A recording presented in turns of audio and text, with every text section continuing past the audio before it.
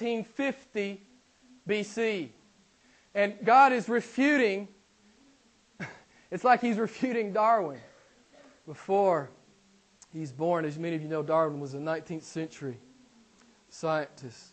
So Darwin's assertions that random mutation, natural selection are adequate hypothesis for the evolution of complex life forms from a single simple life form is being dismissed more and more by scientists. Do the research. Do the research for yourself.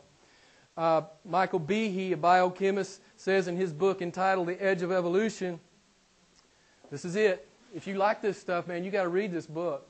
It's worship-provoking. Both these books are worship-provoking. But Behe says this, the results are in. I want you to listen to this. This is a PhD at Lehigh University, a biochemist who's done extensive research, who is published. He says the results are in. Darwinism's most basic prediction is falsified.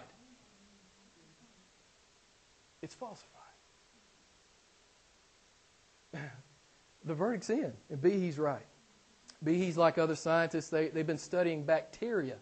And bacteria multiplies 400,000 times faster than human generations. So they can watch tens of millions of generations in a very short time. They can watch enough bacteria in a short time that's equivalent to 1 million years of human existence and procreation. And the conclusions they have come up with are devastating to macro-Darwinism. For one, most of you already know this, that most mutations are harmful. To assert that random mutations would be universally positive is not warranted based on the facts. But as these scientists watch these millions of generations of bacteria, they only see minor mutations. Minor mutations. And again, this is microevolution. And I know some of you are saying, well, Jim, you're talking a lot of science. I know I am. Because I hope to stimulate you to become educated. I hope I do. You need to become educated. And you need to run to where the battle's raging. The battle rages here. We need to educate our children. We need to educate our young people. Somebody needs to stand up and say what the truth is. And that needs to be you, and it needs to be me. But this is microevolution. That's changes within species. And they find that it's extremely limited and very minor. And in fact, Behe, as he did extensive study on malaria and HIV microbes, he reported that there seems to be a limit to 2 micro-mutational steps. It's like, yes, we all know that medicine can become resistant. We understand that. We understand that. That is a viable mutation in a micro sense. That happens. Behe says that happens. But Behe says once you get past 1 or 2 minor mutations, that's it. The organism is genetically constrained by its own DNA. Again, I encourage you to get educated. The net result is this. Possible microevolutionary change is shown to be minute, which leaves macroevolution in the realm of fairy tales, according to Professor Borneur. One scientist said that to accommodate all of the mutational changes needed to get to man, a conscious man, self-conscious man, from a single cell or very simple lower life form, it would take longer. It would take longer for that to happen, just from mathematical probability's sake. Then the Earth is now said to be old. It would take over. When you'll read different estimates. I read anywhere from 10 to 15 out to the outward 20 billion years for the age of the Earth. But the biologists and the mathematicians are saying it's impossible. It could never happen in that time. It could never happen. It's simply impossible. One more quote for you. Well, maybe a few more. Listen to what world-class zoologist Pierre Grasset says. A single plant or animal would require thousands and thousands of lucky mutations. Thus, miracles would become the rule. Events with infinitesimal probability could not fail to occur. There is no law against daydreaming, but science should not indulge it. Beloved, the data, the fossil record, and biological mutational limits, it does not support what the world is trying to teach. In fact, the science is pointing toward a sudden creation event by an incomparable intellect. That's what God has told His people in Genesis chapter 1, and I'm going to continue to challenge you to simply believe what God has said to you. Simply believe what He has said.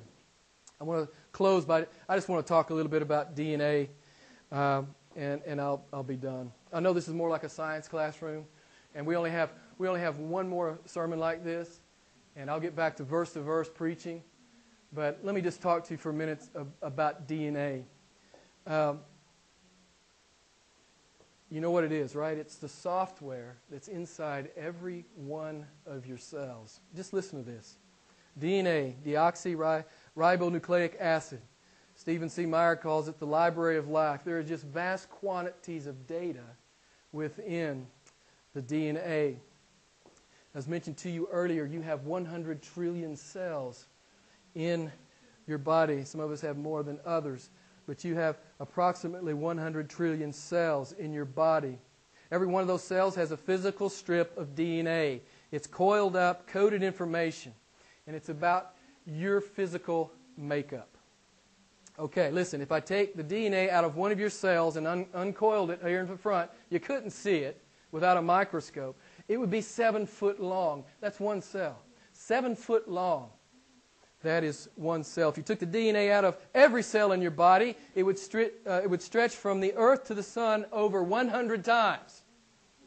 That's all the DNA in your body. Listen to this.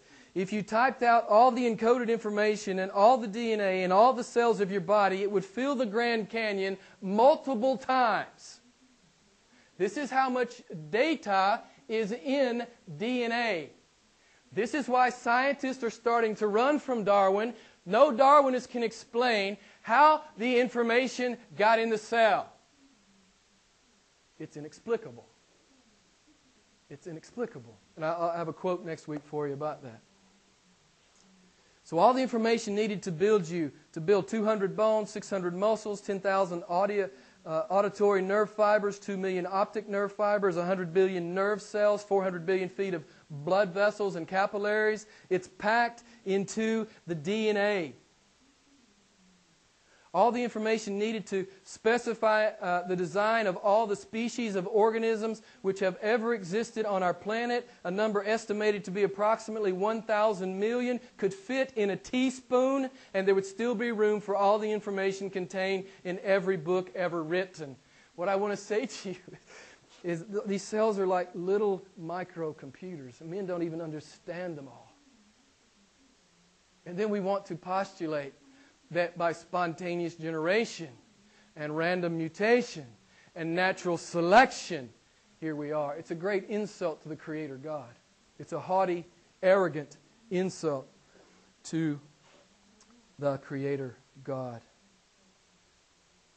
Beloved, massive and incomprehensible genius is on display, and Darwinists cannot account for it. I mean, you may have heard this before. It's a philosophical argument. But you can make a logically sound argument that it's impossible for mind to evolve from inanimate matter. It's impossible. That a complex conscious mind could ever evolve from inanimate matter. It's impossible. It has to be the other way around. Mind has to give rise to matter. Matter could never give rise to mind. The God hypothesis is the only reasonable hypothesis. And everything is ready. The earth is ready. Paradise is ready. It's perfect. And as we close in verse 25, God says that it's good. And next week we will see God's creation of man, and we will finish this series. Probably some of you are happy that we're finishing this series. It's too much science, Jim. You're making my head hurt. But really all I want to do is whet your appetite I want you to study on your own, and I want you to be able to defend Genesis 1 and never look back. You defend Genesis 1. It's what your Father says. I don't care what any scientist says. I don't care what any theistic evolutionist says. Even if he wears a cool hat. I don't care what he says. I'm going to go with what God says. And I'm challenging you to do the